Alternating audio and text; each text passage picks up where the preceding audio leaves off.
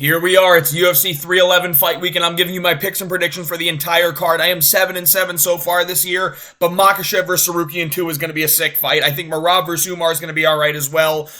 Hill versus Prohaska, Moicano versus Dariush, Renier de Ridder versus Kevin Holland, and even the prelims are very good. I think that this card is going to start us off great in terms of pay-per-views, in terms of card of the year candidates. It's not going to be like UFC 297 in Canada where it was just a shit card like it really was.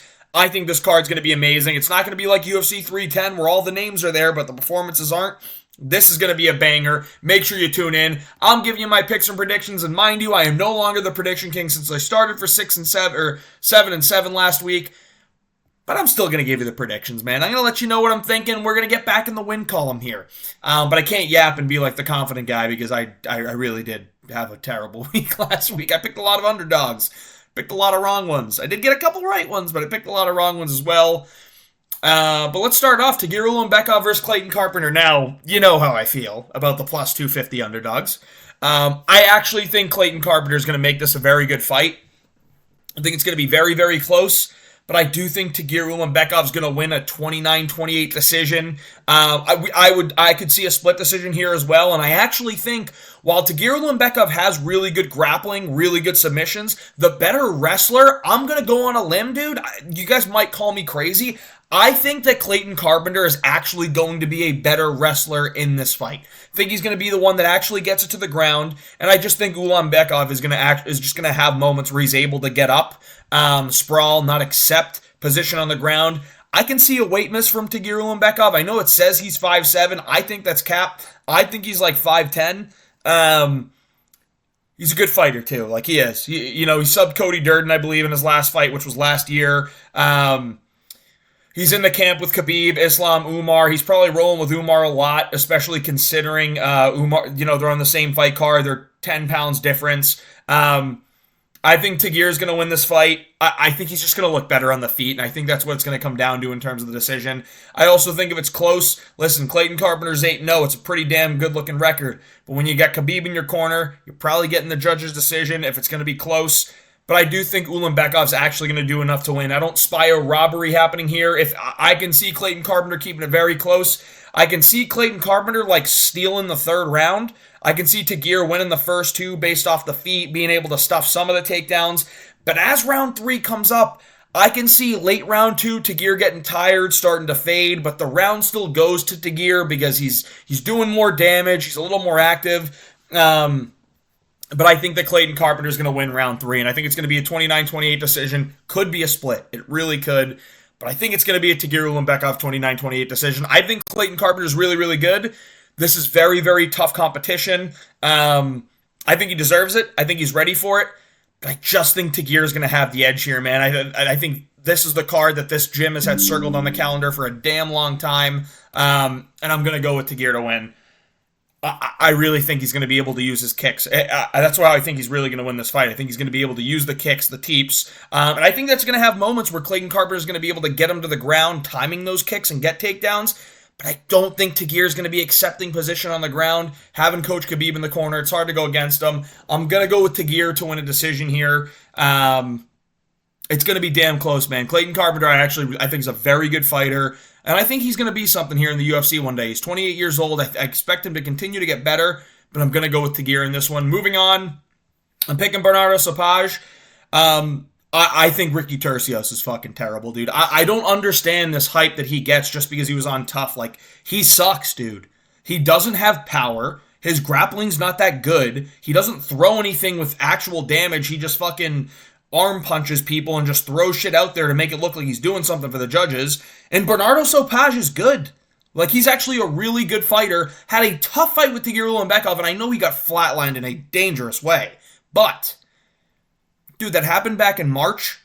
He's had the 10 months to recover, continuing to get better. He's 24 years old, and when you take those 10 months off, that tells me that he has been in the gym, getting better. He's now fully healthy and ready to go. Listen, I understand the reach people might see here as a problem.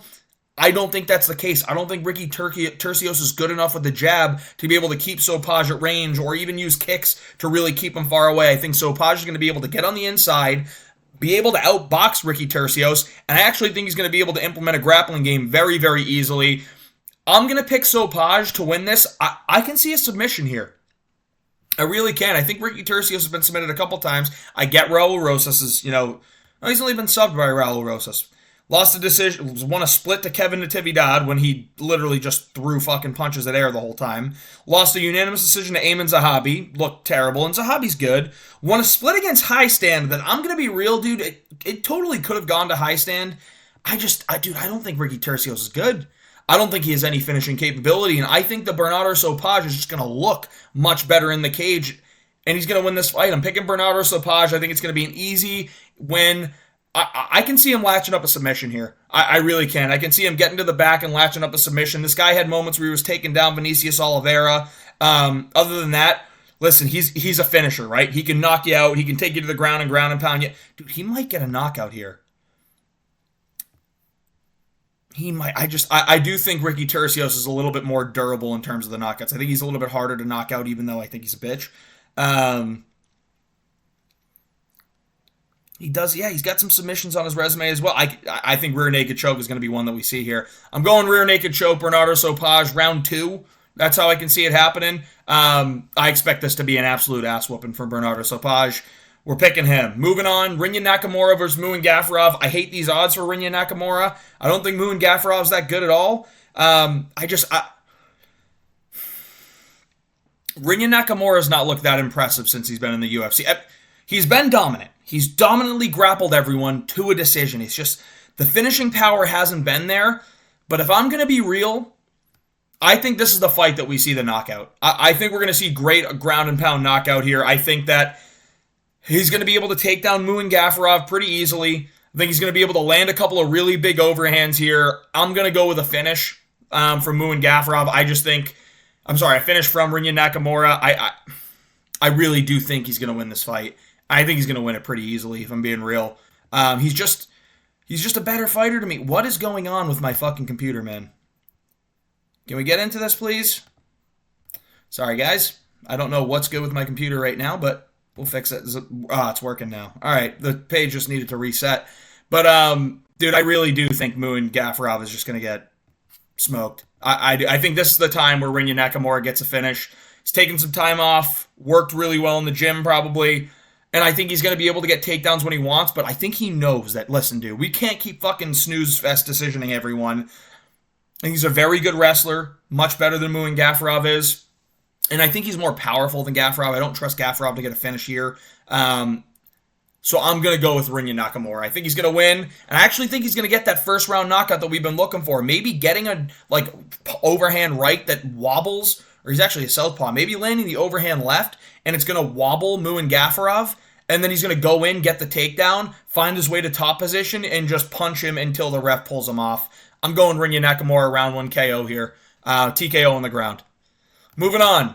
Carol Rosa, Island Perez. Listen, man.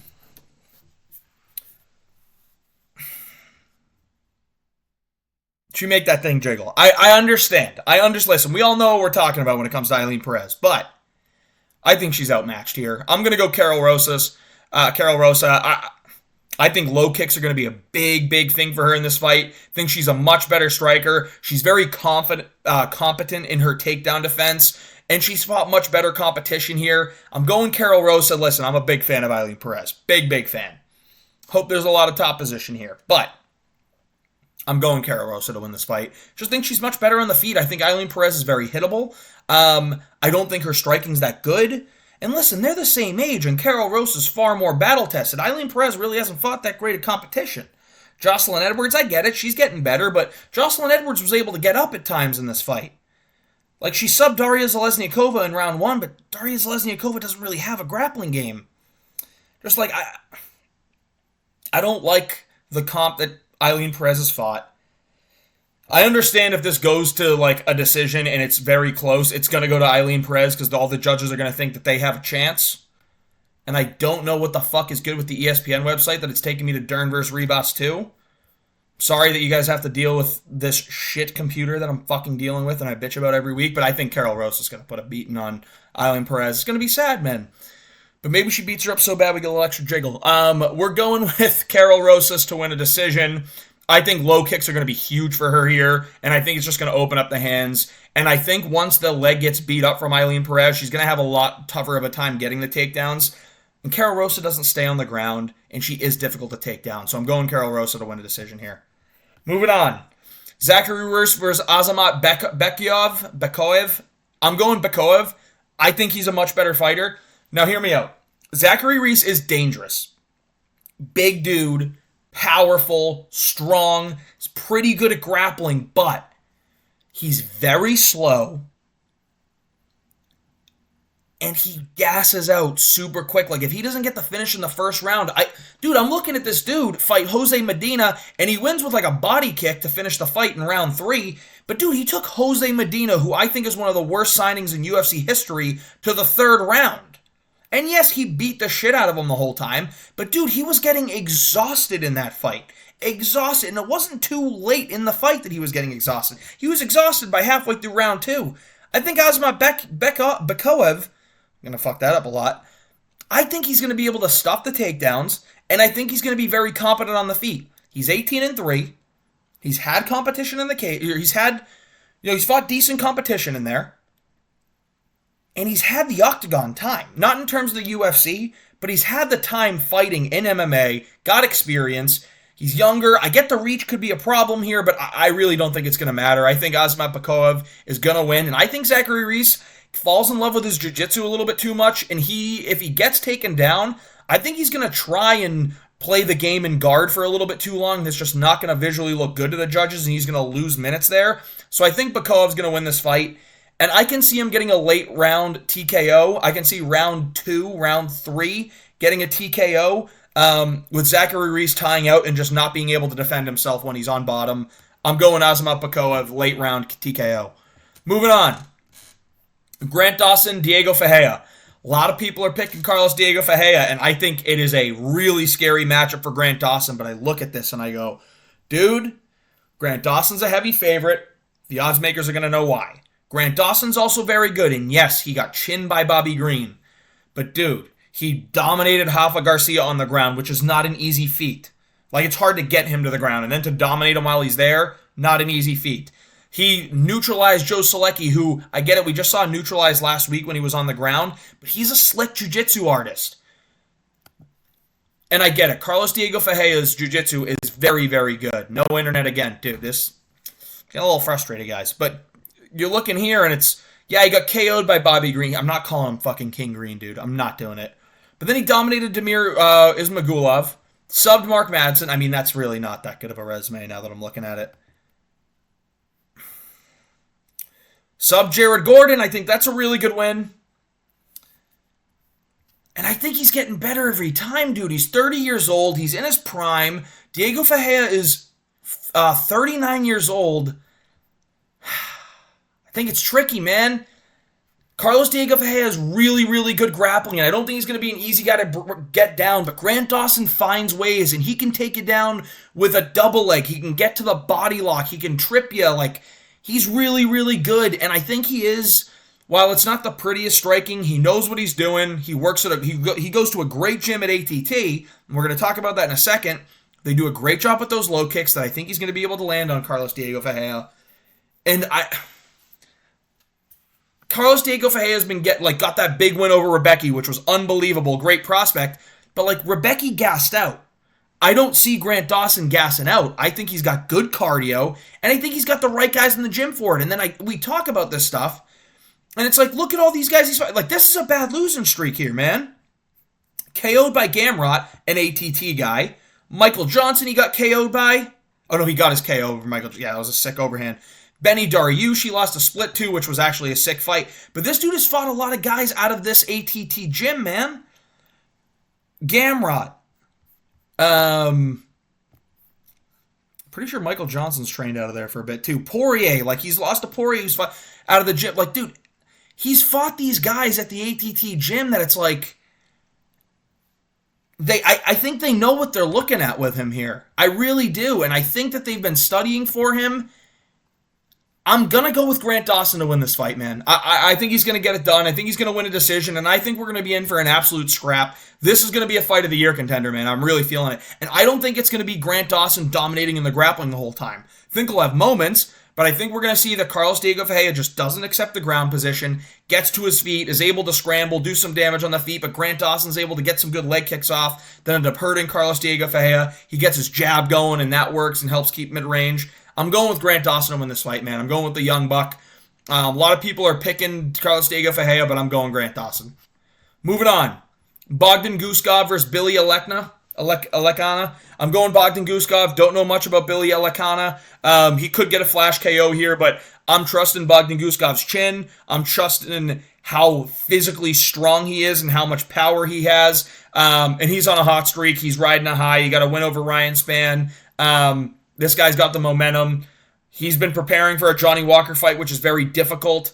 I don't think Billy Alekna is going to be prepared here on short notice.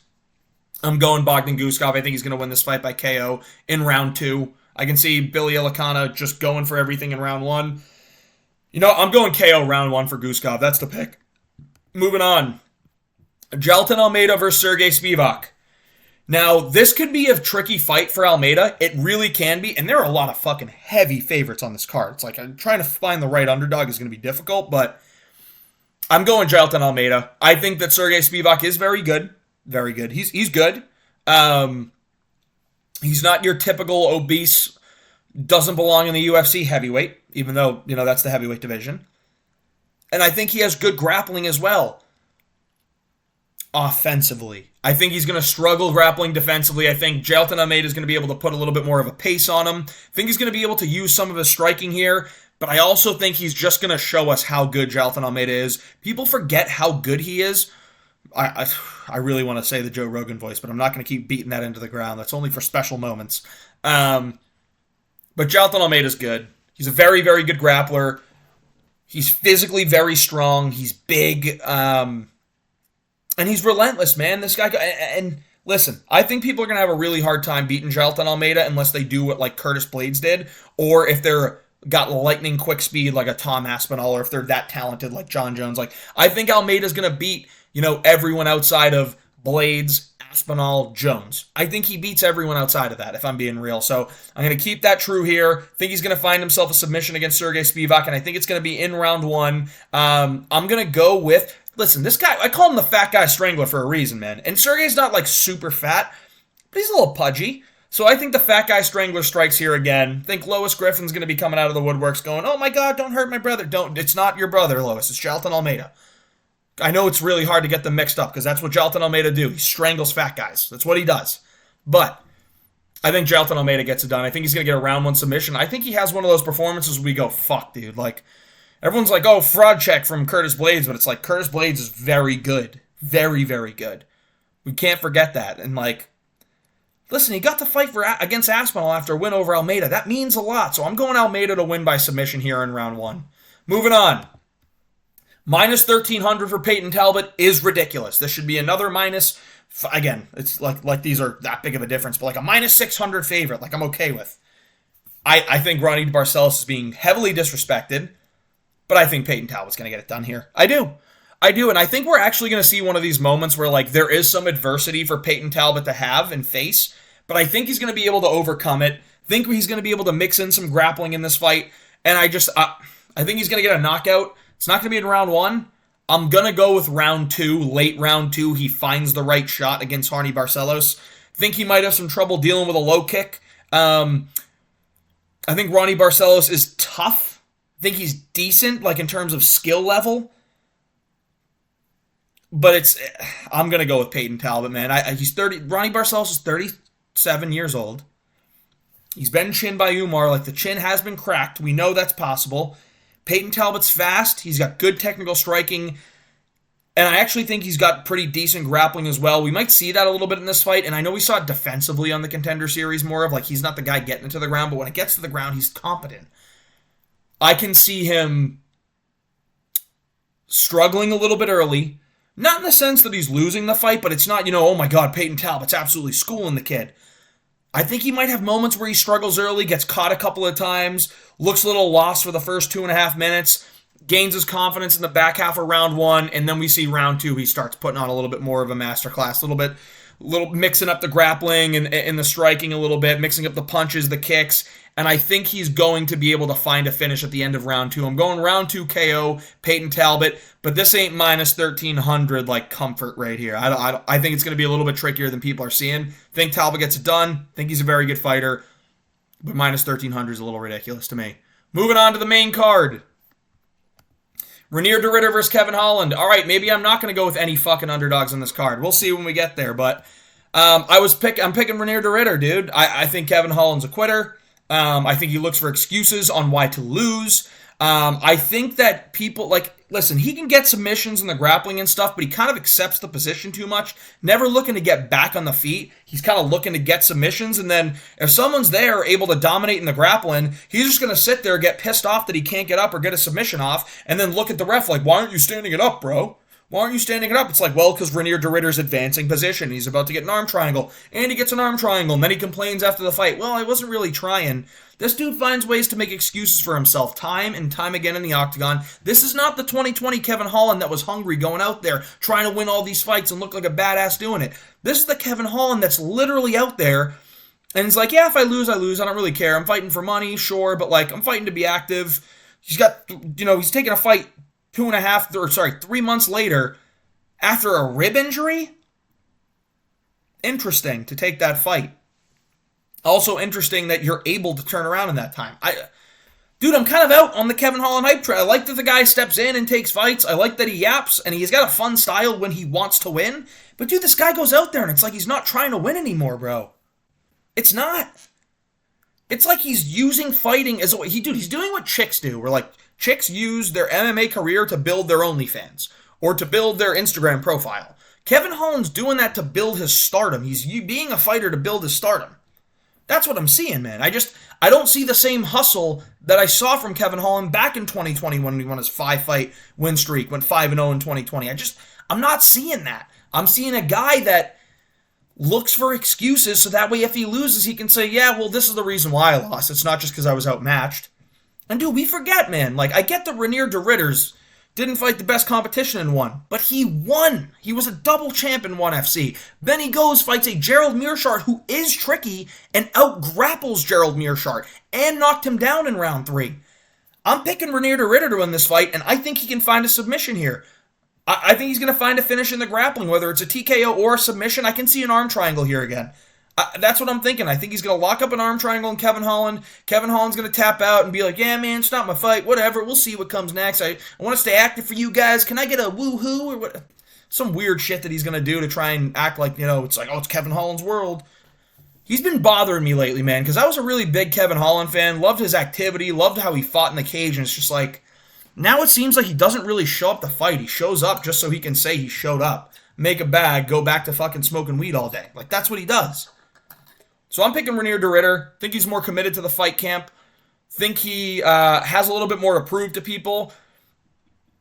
I'm going to go with Renier de Ridder, man. I think he's going to win this fight, and I think he's going to get a finish. I'm going submission, arm triangle, round 2. Moving on. Now, I will never pick against Money Moicano, but I think this is going to be a really difficult fight for him. I do. Moicano's very, very good. Beneil Dariush, while he's been on a cold streak, is very, very good. But here's how I'm going to justify Renato Moicano winning. I think that their grappling is their strongest parts of their game. I don't think anyone's really going to disagree with that. I think Moicano, and listen, going back to the ATT thing, Moicano trains at ATT. Beneil Dariush's last fight was Arman Sarukian, an ATT guy. He's also fought Gamrot, an ATT guy. He's fought a lot of these ATT guys. And I think they know exactly how Moicano should approach the fight. I think that Moicano can find a way to get to the back if they're doing kind of a little bit of clinch grappling. And I think we're going to see a lot of this fight take place in the clinch. But when it gets to range, I'm going to trust Moicano's jab to be leading the dance. And I'm also going to trust him to be able to blast some really good low kicks that are going to bother Beneil Dariush. Moicano's got all the momentum in the world right now. Big win over Benoit Saint-Denis. Big win over Drew Dober. Big win over Jalen Turner.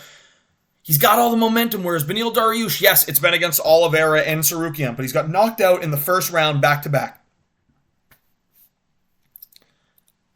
I'm never picking against Moicano, guys, so I think he's motivated in a different way, and I know it's funny to make jokes. Money-motivated Moicano is different, but, he actually is. We're not just saying that because it's a good meme. He actually is motivated in just a different way. So I think Moicano's going to get it done. I think his jab's going to be working really well in this fight. I think he's going to be able to do really well in the clinch, and I think there are going to be moments where Dariush, kind of throws a big left hand. Moicano's able to slip, duck it, get in on the body lock, get on the back. Maybe drag him to the ground. Beneil Dariush gets back up, but then Moicano puts a hook in with the leg and just starts landing some little cheeky shots against the cage. Maybe an elbow off the break. They get back to range. Moicano's working the low kicks. The jab out there. That's kind of how I see him winning this fight. I think he's going to outpoint Beneil Dariush. There might be some really fun scrambles in this fight, but I don't really see Dariush able to out-grapple Moicano offensively, I mean. Because Moicano, first of all, he's very, very good off his back. Very good. Top-tier jiu-jitsu and MMA, period. But I also think that if it's not working out in the first 30 seconds when he's on his back, Moicano's working to get back to his feet. He's not going to sit there and, bottom position the whole time and be like, yeah, I lost the fight because, I'm just kind of hanging out and working on, expecting my jiu-jitsu to be the only thing that wins me the fight. I think Moicano's got great fight IQ. I think he's got the right camp. He's training with Poirier. Dude, he's training with the right guys. He's fighting in the gym that has faced Beneil Dariush a lot, and I think that's going to matter a lot in this fight. So I'm picking Moicano, and I think, honestly, if it's a close enough fight, the UFC would rather... Now, I know that he's spoken out against some things that maybe globalists don't love, but baby, Trump's in office now, okay? He is. We might even see him at the event in L.A., saying, hey, supporting all the fire victims in L.A., also Trump's here. I can totally see that. And I can see them giving Moicano a close decision because he's going to be the marketable guy. He wins. Listen, you're going to make a Paddy Pimblett fight after. It's going to be Pimblett's going to be able to fight Moicano. It's going to be a massive non-title. This is going to be as big of a non-title fight as you can possibly get. And it's going to give Paddy Pimblett the jump in the rankings that the UFC is going to want to give him. I think Moicano's going to win this fight. I really do. I'm going to pick him to win by decision here. But not to Moicano. I'll never pick against him. Moving on, Jamal Hill versus Yuri Prochazka. I'm picking Jamal Hill. Picking him to win by knockout. Think it's going to be pretty much a war. I think Yuri Prochazka is going to have a lot of spammy moments where he's doing the fucking dip thing. Dip. You're going to see Jamal Hill throw low kicks, start to feint uppercuts, and then come over the top of the left hand. Then he's going to tag Yuri a couple times. And then as Yuri's working his way in because he's struggling to find the range, Jamal's going to land that right hook that he's so good at landing and just wobble Yuri and then finish him with just an absolute brutal beatdown. Maybe not ground and pound. I think he's going to lay him out flat. This is going to be a scrap for however long it lasts. I fully expect there to be a knockout.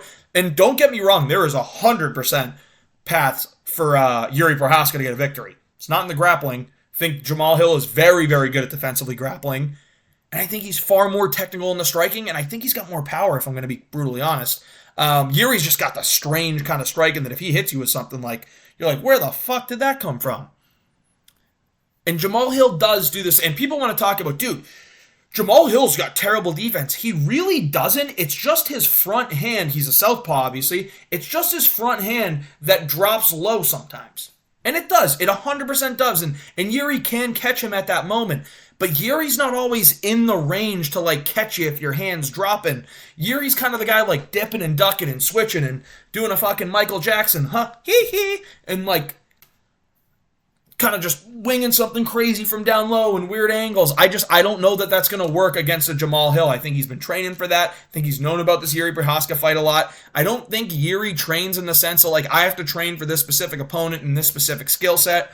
I think he trains this is how I go offensively. I don't think he worries too much about defense. Love Yuri. Everyone does. If you don't, you're not a fucking MMA fan. I'll call you out right now. I may be one of the only Jamal Hill fans left on God's green earth, but I think this guy's a fucking problem. I really do. I think his kryptonite isn't Alex Pereira, a guy that has a really good left hook when he brings that front hand down, an orthodox fighter that's got a really good left hook. I think Jamal Hill beats a Magomed Ankalaev easier than he has a chance against Alex Pereira. I do. I really, really do. But I think Jamal Hill's going to win this fight. I think he's going to absolutely starch Yuri Prochazka. Now, there's a world where Jamal Hill gets starched. This fight is going to end in a finish. It's a fight that we've wanted to see for so damn long. I'm so excited for it. But I also think Jamal Hill's going to land some good low kicks, be very defensively sound, and just walk Yuri onto punches. I think he's going to set things up where he's going to look, he's going to try and draw the counter out of Yuri, and then he's going to actually counter Yuri's counter. This is a lot of what Volk, and this is not at the same skill level because Max and Volk, when they fought in the third fight, listen, they throw more volume. Volk is one of the most technical fighters ever. Jamal Hill for light heavyweight is about as technical as it gets. But Volk is on another level. Even if Jamal Hill was listening, he would agree. That's like, dude, no one can fucking out-technique Alexander Volkanovski. But what Volkanovski did in that third fight is he was countering Max's counter, where he would feint stuff, get Max to try and throw his counters, and then Volk would counter off of that. And I think that's what Jamal Hill should be looking to do in this fight. And he's a very intelligent guy. He's a very smart fighter. And I do think that there's going to be some noise going into this. But when it comes down to it, Jamal Hill's trying to sell the fight. I don't think he's that bothered. I think he knows what he's got to do. He's selling the fight. He's making you want to see him in the cage. Even if you want to see him get knocked out, you want to see him in there because you want to see him get knocked out. Or if you're me, you want to see him win and go fight for a title again. I think he's going to use the low kicks. I think he's going to walk Yuri onto a lot of shots that eventually Yuri is just not going to be able to take. Jamal Hill hits way harder than Alexander Rakic, and I think he is just as technical, if not even more technical than Rakic, and far more dangerous with the finishing potential. Jamal Hill knockout. I'm going to go at the end of round one. I think he's going to knock out Yuri Prochazka. Moving on, Merab Dvalishvili versus Umar Nurmagomedov. I'm picking Umar. Merab's... Dude, he's found his way to win fights, man, and it's never pretty. There is never a pretty moment in a Merab fight. Never. And I get it. I talk a lot about his skill just really not being to that level. I think cardio carries him all the way. I really do. I still do think that. But he is a pretty good wrestler. Listen, if your path to victory is only wrestling, you're not a good striker at all, which Merab is not, and now all the Merab fans coming out of the woodworks to talk shit because now we're fans of Merab because you think it's cool to not like O'Malley because other people now do like O'Malley. I get it, you're trying too hard to be a hardcore. I'm calling you out again, whoever the fuck is listening. Listen, dude, I don't think Merab is technical enough to beat Umar. Merab has paths to beat and he has a path to beat Umar. I don't want to say that. But, when you watch him fight in O'Malley, you're like, yeah, there's a damn good chance Merab stinks this up and wins the fight, 49-46, 48-47, 50-45, and just out-grapples and borings his way to a decision win over O'Malley. Same thing with Petr Yan, because Petr Yan's got to get on the inside and box more. Same thing with Sandhagen. Sandhagen might be a little tricky as well, but, same thing with Sandhagen. There's always going to be that path. Aldo, he couldn't get to the ground. I think he's going to have a really tough time getting Umar to the ground. I don't think he will get Umar to the ground, if I'm being honest. And I think Umar's distance management is really good. I think he's got the great kind of distance management that Sean O'Malley has, but he's got the kind of wrestling wrestling defense that Aldo has, except I would say even better. Listen, this is probably going to stay on the feet with Merab shooting 50 takedowns and failing all of them. But I think eventually Umar's going to see that and time a step-in knee, and he might actually catch Merab with a knockout. I can also see him having a very Hani Barcelos-type knockout where he steps in with a knee that Merab is now expecting and backs out with his hand down, and he catches Merab with that hook that a lot of different fighters catch him with. Cejudo caught him with it. Moraes caught him with it. People catch him with these hooks at times. And I can absolutely see Umar catching him with a hook, wobbling him, going in for a finish, maybe an early stoppage because we got to get Merab out as champion, and then Merab being pissed off and starting a fight after the fight. I can totally see it. I'm going to pick Umar to win. I think it's more likely that he wins a decision. But for the hell of it, why not pick a finish? I'm going to go a round 3 knockout from Umar Nurmagomedov. Questionable stoppage. One of those that potentially early stoppages that you're going to have all the people that, want to prove how hardcore you say, oh my God, there's no way it should have been stopped. This is an absolute travesty. What the fuck is the UFC? Rigged. But Umar's probably going to have won the first 2 rounds anyway, winning the third round. I'm going to pick Umar to win. I'm going round 3 finish. I can see him landing something up the middle, or I can see him catching Merab with that left hook, which is going to be Umar's power side, because I know They say he's orthodox, but dude, I see this guy fighting southpaw a lot, and maybe that was just because it was against Sandhagen, and Sandhagen started going orthodox against him, so he kind of switched it up. But I can see him catching Merab with a left hook, wobbling him, going in for a finish, and maybe not having the fight completely over. I'm not saying it's going to be a Jared Cannonier, Nasruddin Imavov finish, but I could see it being a Chris Curtis, Roman Kopylov type finish, where it's not like crazy, but I can see it being maybe more of a Prohaska versus Pereira type finish is actually what I'm looking for here, where it's like he's kind of done. There's a chance he can get back in it, but he's kind of done, and like you stop it just because it gets stopped. I'm going to go Umar with a third round finish. He could land something up the middle, but I think he's going to end up landing that left hook, wobble Merab, and then have blast a body kick after that, start throwing punches up top, maybe a wheel kick up top, and it's going to knock Merab down, and then they're going to call the fight. I'm going Umar Nurmagomedov round 3 finish. KO. TKO. Moving on, Islam Makhachev versus Arman Tsarukyan. Guys, this fight is awesome. So excited that it's happening. I'm picking Islam Makhachev. I think I've picked favorites this entire card, so I mean, we'll see which one's going to let me down. Again, I think the odds are a little bit disrespectful, but when I look at everything that Arman can do, I just say Islam can do it a little bit better. I think Islam's, where he's got a lot of advantage here is in the clinch and in the striking. I think the wrestling's actually, and the grappling's going to be very, very even. The scrambles in this fight are going to be awesome. I don't think either guy's going to accept position either way, but when this does get back to the feet, I think that Islam Makhachev's going to show that he's a level above Arman Tsarukyan in the striking. I do. I think he's going to land some really good kicks, and I think Arman's going to throw some good kicks. It's the boxing that I think Islam's going to get Arman Tsarukyan in. And I know Arman's not a bad boxer because he's not. He's a great striker. He's literally the number one contender for a reason. But Islam Makhachev is the number one pound-for-pound fighter for a reason. His striking continues to get better. He goes in there and decides he wants to strike, and even, not just strike, dude. He wanted to box with Poirier for a little bit in that fight, and he was holding his own. I'm picking Islam Makhachev to win this fight. I think he's, again, Arman Tsarukyan is nasty. One of the best that we have in the UFC today. It's just he's in the lightweight division, and the lightweight division belongs to Islam Makhachev, and I do not see that changing hands until we see Ilia Topuria move up in weight. I think Ilia is the only guy that can get Islam, and I think it's because it's not just the puncher's chance, he's got the nuke. Like, he doesn't have a puncher's chance. He literally has one-hand connection, and it's over. For anyone. It doesn't matter who you are. We saw that because it happened to Max Holloway, and that shit don't happen to Max Holloway. It's literally happened to Islam Makhachev before. But Arman's not going to be the guy to do it. I think Arman's going to look good in this fight. I think he's going to take a round off of Islam Makhachev. Then there's going to be a really close round. So I think round 1 is going to go to Islam. I think round 2, Arman's going to come. It's going to be a close round, but it's going to go to Arman. Then I think round 3 is going to be an Islam Makhachev dominant round. Round 4, Islam Makhachev dominant round. And then round 5, Arman Tsarukyan has a really good round, but Islam's able to kind of stall it out a little bit, and we get a couple judges split on it. I'm going to go with 49-46, Islam Makhachev decision victory. Those are the predictions. I hope you enjoyed the video. If you did, please like and subscribe. This card is going to be amazing, guys. It really is. Make sure you tune in. We're getting an early card of the year contender on paper this early in the year. This is going to be awesome.